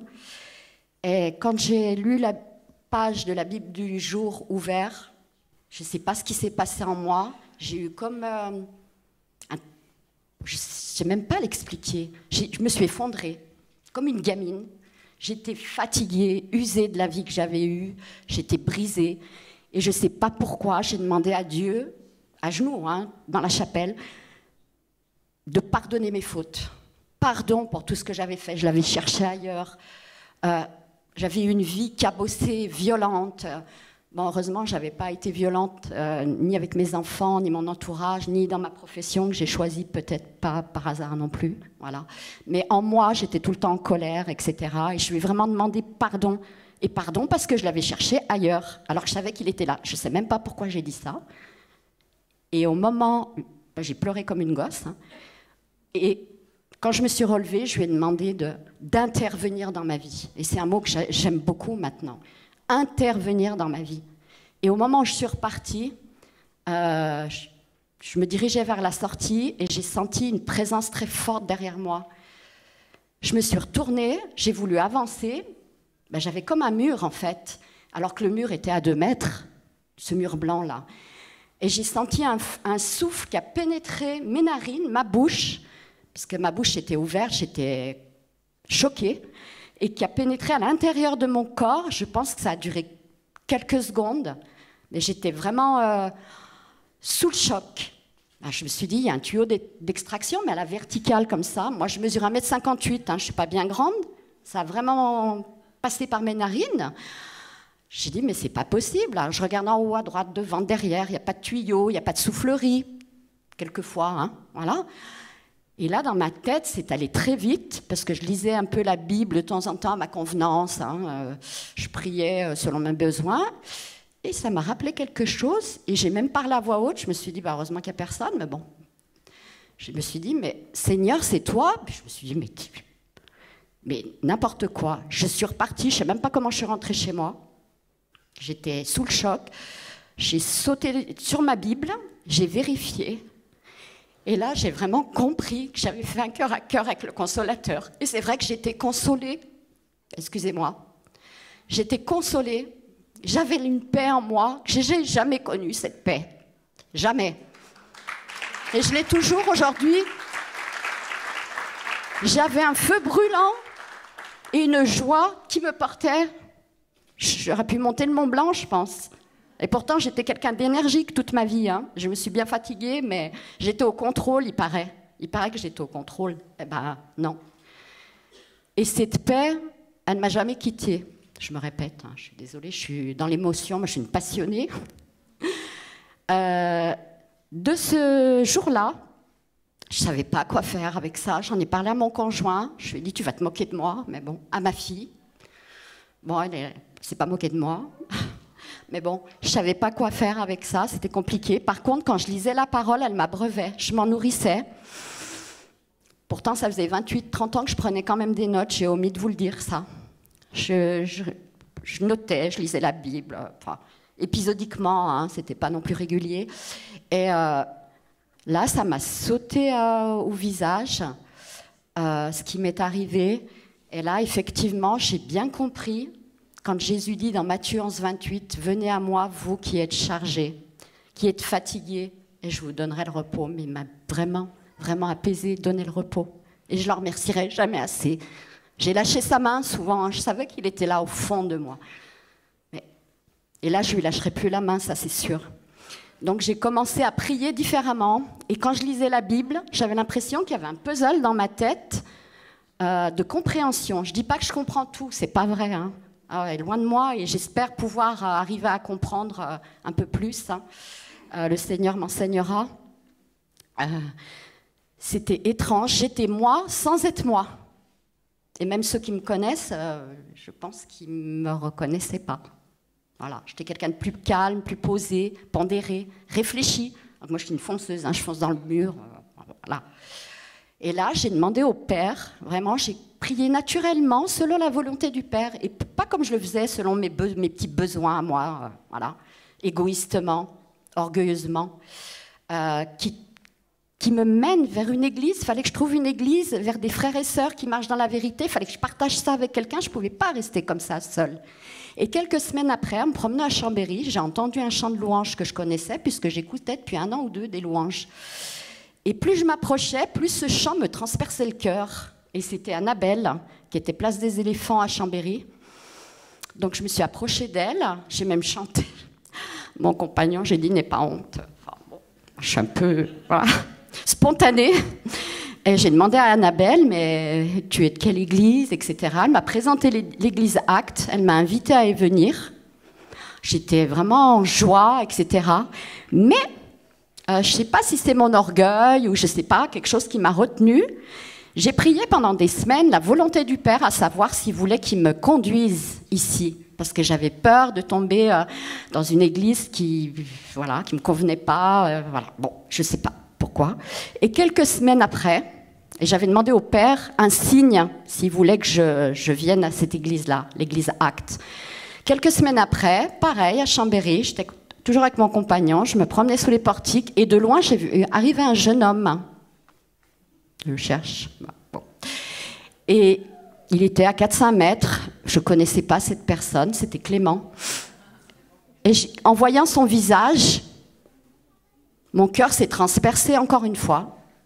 J'ai reçu un coup de lance, comme quand j'ai entendu Annabelle, et j'ai su que c'était ma réponse avant qu'il ouvre la bouche. Et quand il est venu vers moi, il m'a dit tu connais Jésus, etc. Je dis écoute, j'ai rencontré quelqu'un de l'église. Il m'a dit c'est mon épouse Annabelle. Et t'attends quoi pour venir? J'ai dit j'arrive. Voilà. Et me voici. Je vous remercie de m'avoir accueilli. Je remercie particulièrement Nathalie et Octavio, particulièrement Nathalie qui m'a accompagnée. Annabelle et Clément sont des enfants de Dieu, des outils merveilleux du Seigneur. Et là, j'ai vite décidé de me baptiser. Je pensais que ça serait pour l'année prochaine. Hein. Mais tant mieux, tout de suite, c'est très bien. Voilà, je remercie le Seigneur.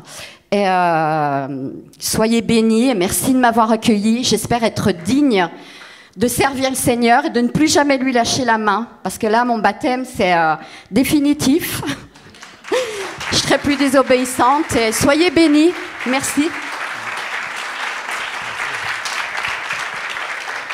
Amen. Je vais aussi qu'on laisse la parole, on va laisser à William, oui. Il est où, William? Ah, il est là. Une autre jeune qui a fait le choix de laisser Jésus-Christ venir transformer sa vie. Bonjour à tous. Alors, je suis William, le cousin de Joanne, du coup, le poète. Alors, William, j'ai 23 ans, je suis né dans une famille chrétienne. J'ai toujours été éduqué avec l'amour d'un chrétien, avec les valeurs d'un chrétien, à toujours aimer son prochain, toujours être gentil. Et j'ai toujours eu ce cœur d'aimer les gens qui m'entourent. Et du coup, petit, mes parents étaient vachement investis dans la foi, énormément. Ils allaient énormément à l'église. Ils faisaient 1 heure, 2 heures de route pour aller à Paris, pour aller à l'église tous les dimanches. Je n'étais pas forcément investi petit, mais ils ont semé une graine dans mon cœur et je vais vous raconter du coup mon témoignage à travers ça.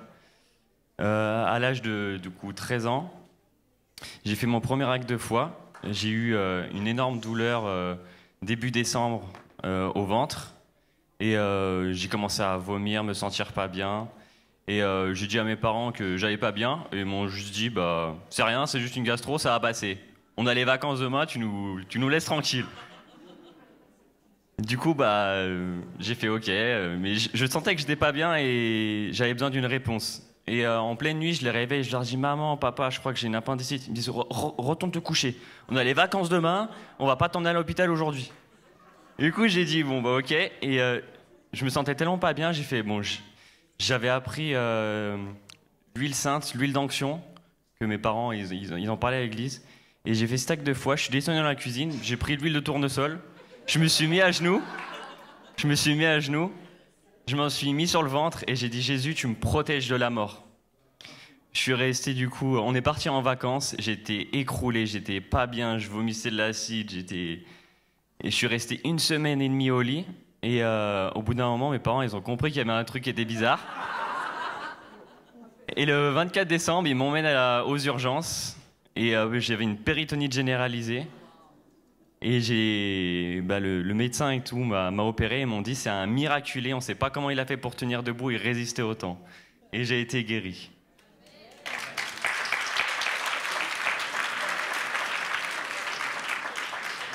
Au cours de mon adolescence, j'ai vachement été du coup choqué de la brutalité des gens et du monde. Je pensais que tous les gens avaient le même cœur que le mien. Et je me suis fait harceler du coup pendant toute mon année d'adolescence, pendant à peu près 6 ans. Et je me sentais tellement mal que j'avais besoin de trouver une réponse et je me la suis trouvé par moi-même. Je me suis dit que j'allais m'habiller comme un militaire, que je voulais incarner la peur. Et je me suis habillé tout en noir, comme un homme du GIGN, tout cagoulé, gilet pare-balles, chaussures, etc. Et du coup, j'ai réussi, entre guillemets, mais je sentais que ce n'était pas la voie pour moi. Et j'ai toujours cherché à combler le vide que j'avais en moi par des addictions. Je suis tombé dans la pornographie, je suis tombé dans les crises d'angoisse. Je cherchais à tout contrôler autour de moi. Et à chaque situation de ma vie, que ce soit des crises d'angoisse où je tremblais de froid, de chaud, je m'écroulais, j'ai toujours eu quelqu'un dans ma vie qui est venu et qui m'a secouru à travers Dieu. Et pour conclure, du coup, je suis vers l'âge de mes, à 23 ans, je savais plus trop quoi faire. Je savais que j'avais besoin d'une restauration dans ma vie. Et j'avais prié, j'ai dit Seigneur, trouve-moi un moyen de me restaurer, j'en peux plus, je veux quitter tous les bagages qui sont sur mes épaules et ma vie. Et j'ai mon grand-père qui m'a appelé, qui m'a demandé de venir travailler à Chambéry pour un travail. Et j'avoue que la première chose à laquelle j'ai pensé, c'était pas le travail, mais c'était l'église Acte pour venir me restaurer ici. Et du coup, j'ai fait cet acte de foi, je suis venu, et ça fait 5 mois que je suis à Chambéry. Et je suis restauré et je commence la restauration dans ma vie avec Dieu, notamment avec Clément, avec l'Église. J'ai ressenti énormément d'amour. Je travaille sur mon humilité, sur tous mes défauts et mes péchés. Et j'ai hâte de poursuivre ma vie avec Jésus. Merci de m'avoir écouté.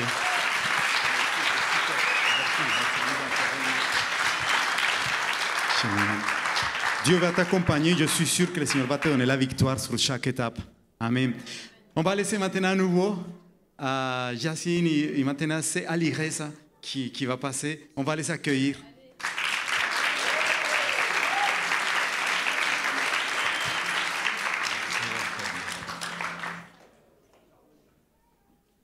Bonjour à tous, je m'appelle Ali Reza, je viens de Iran.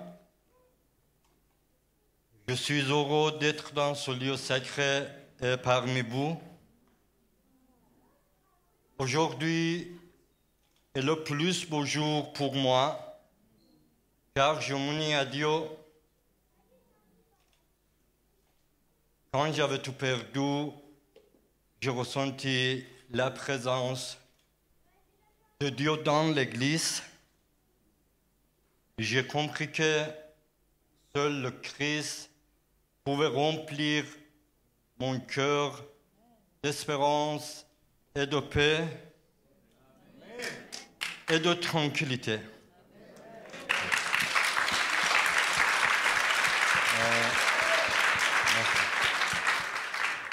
Pardon, je ne parle pas bien français, désolé.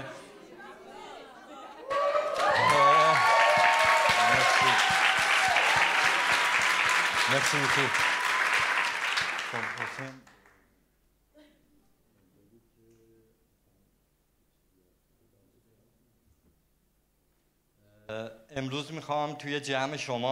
Aujourd'hui, je veux être parmi vous pour dire quelque chose.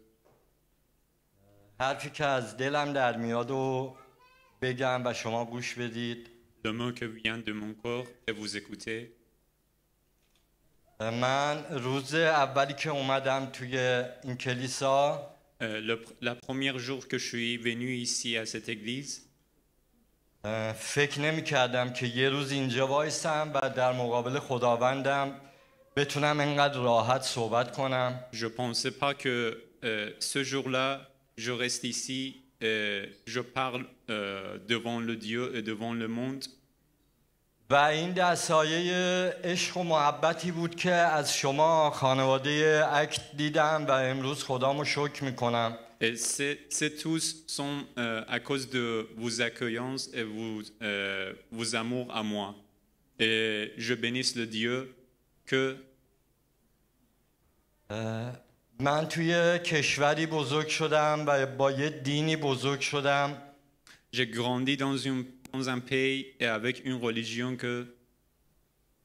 که حاکمان اون کشور اون دین رو ازش سوء استفاده کردن و یا به هر طریقی به اجبار از روی ترس داشتم پیروی میکردم از اون دین. Les dirigeants de ce pays-là avaient commetté toutes les sortes d'injustices pour manipuler les gens et pour utiliser la foi et aussi la religion pour manipuler les intérêts aussi des peuples. جوری که امروز وقتی مقایسه میکنم دین مسیحیت رو با دینی که داشتم، Avec la façon que maintenant je compare le christianisme avec l'islam, متوجه میشم که به اسم دین فقط در حق ما ظلم میشده. j'ai l'impression que au nom de la religion, il était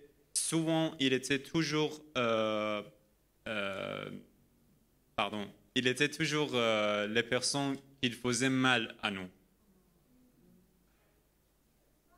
من 2-3 روز قبل از اینکه بیام اینجا، اولا اینو بگم که زمانی که اومدم اینجا 2 jours avant que je suis venu ici, avant que je suis venu ici, از لحاظ روحی و روانی واقعا خیلی خسته بودم. sentimentalement et psychologiquement, j'étais vraiment dans une situation grave. و همیشه توی افکار خودکشی بودم. Et toujours dans le pensée de commettre la mort à moi et suicider. یه شب با مادرم که الان نیستش و فوت کرده، Une nuit avec ma mère qui maintenant elle est décédée maintenant, et j'ai commencé à parler avec elle. داشتم صحبت میکردم و بهش میگفتم که همیشه زمانی که مشکل داشتم و گرفتار بودم پیش تو می اومدم و تو برای من دعا میکردی. Je lui dirais que toujours que j'avais des problèmes, j'allais chez vous et je vous questionnais, je vous demandais de faire prier pour moi. ولی الان دیگه نیستی پیشم که من بتونم به تو پناه بیارم و تو برای من پیش خداوند دعا کنی. Mais maintenant, tu n'es plus ici et je ne pourrai pas te venir pour prier pour moi. و من بتونم به آرامش برسم. Et je puisse trouver la calmité et la calme dans ma vie. ولی بعد از اون که پام رسید به کلیسا متوجه شدم که خداوند دعای مادرم رو شنید و من امروز اینجا هستم. Mais après ça, après que je suis venu en France et après que je suis venu à cette église, j'ai trouvé que ma mère avait prié pour moi que je suis ici. و زمانی که ناتالی و اکتاویو روز اول برای من دعا کردند، Et quand Madame Nathalie et Monsieur Octavio avaient prié pour moi, من به همون آرامشی رسیدم که دقیقاً وقتی مادرم بود و j'ai trouvé la sérénité exactement comme le temps que ma mère était chez moi, et j'ai trouvé cette impression, c'est la même impression que و به اون آرامشه می رسیدم. و از همه چی جالبتر برام این 2-3 روزی بود که کمپ رفتیم. Et le plus étonnant, c'était les 3 ou 2 jours qu'on est allé au camp. اون جایی که همه شما با عشق و محبتتون اومدید دستتون رو گذاشتید رو سر و رو شونه ما و برای ما دعا کردید. Le moment que vous vous êtes réunis et vous vous êtes m'entouré et vous avez prié pour moi et vous avez mis vos mains sur mes épaules et aussi ma tête. این محبت و عشق شما باعث شد که عشق عیسی در قلب من بیشتر جا باز کنه. Et cet amour et cette gentillesse de vous avait causé que l'amour de Jésus entre plus bien dans mon cœur.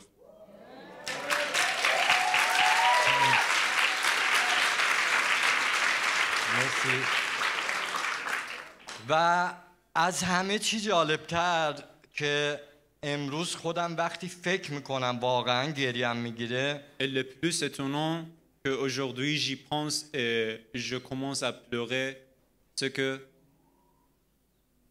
وقتی شما برای من دعا میکردید من از سر quand vous priez pour moi, من از سر ذوق و عشق شما واقعا گریم گرفت توی کمپ. je pleurais de joie que vous priez pour moi, le moment que vous priez pour moi dans le camp. و تو همون لحظه متوجه شدم که Et en ce moment-là, j'ai compris que آقون توی بغل آنابل Aaron Belletti dans les bras de sa mère صورت منو داره نوازش میکنه. vient de caresser mon visage. خب آقون یه بچه کوچیکه. Alors qu'on sache bien que Aaron est petit. من اونجا واقعا مطمئن شدم که این دست Il est petit et il ne comprend rien, mais à ce moment-là, j'ai compris que la main d'Aaron, این دست پرمحبت عیساست که از طریق آقون داره رو صورت من کشیده میشه. c'est la propre main de Jésus qui caressait moi. Merci.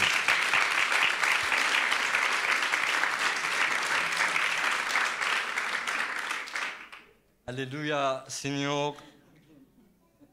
Merci que de même, Seigneur, je t'aime tellement. Merci.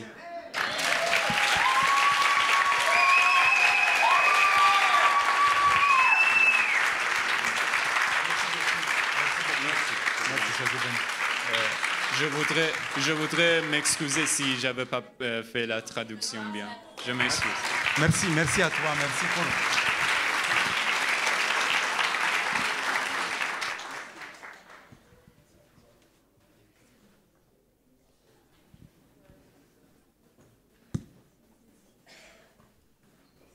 C'est pas encore fini. Vous savez, je voudrais juste vous dire, pendant que l'équipe vient là, on s'est donné rendez-vous à 14h30 au lac. Alors, à quelle plage? La plage des Motés. Donc, prenez note, 14h30. On a quand même le temps de vivre un moment pour partager autour de ce repas agapé et que vous puissiez venir faire connaissance un petit peu plus de tous ceux qui vont se faire baptiser. Mais en attendant, on voudrait finir avec quelque chose de joyeux à nouveau. Amen. Pour ouvrir encore cette fête qui est là cette matinée. Dieu est bon, je voudrais qu'on puisse acclamer Jésus-Christ parce que c'est grâce à lui, pour lui et en lui que nous pouvons tout faire. Waouh! Du coup, on va reprendre ce chant qui dit Dieu est parmi nous. Est-ce que vous pensez que ces paroles sont justes ce matin? Oui? Vous êtes d'accord de chanter avec nous ensemble? On va attendre que toute l'équipe se remette en place.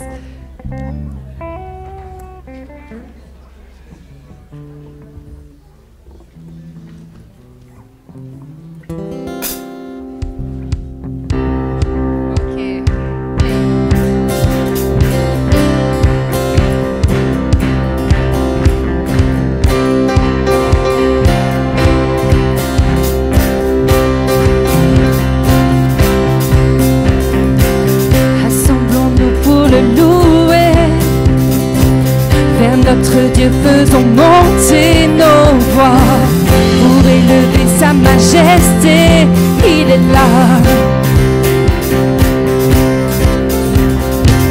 Pour effacer notre péché, il accepta d'être cloué au bois. Jésus seul pouvait triompher à la croix.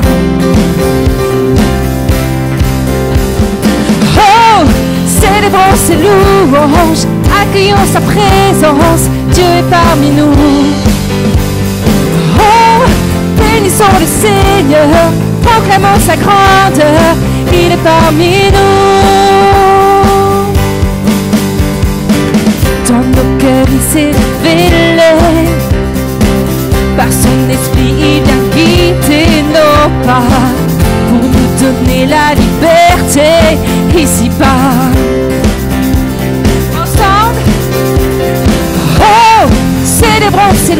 louange, accueillons sa présence, Dieu est parmi nous.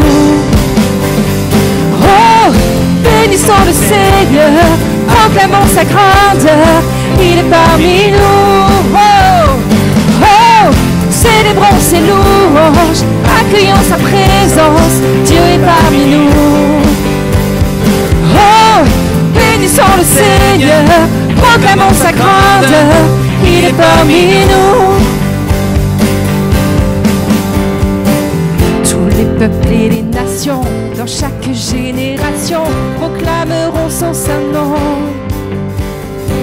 Jésus le prince de paix, le tout-puissant bouclier, il est le ressuscité. Acclamons le Créateur, levons nos mains en l'honneur de notre Libérateur. Ensemble élevons nos voix et poussons des cris de joie vers Jésus le roi des rois.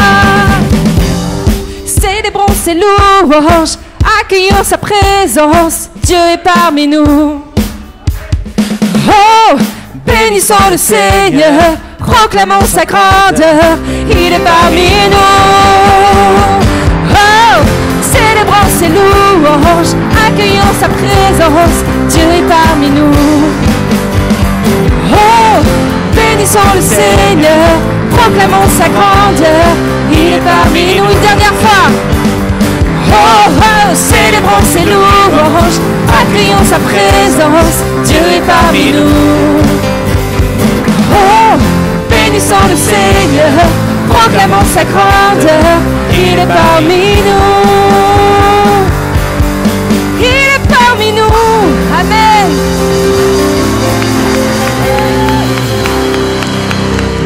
Merci Seigneur.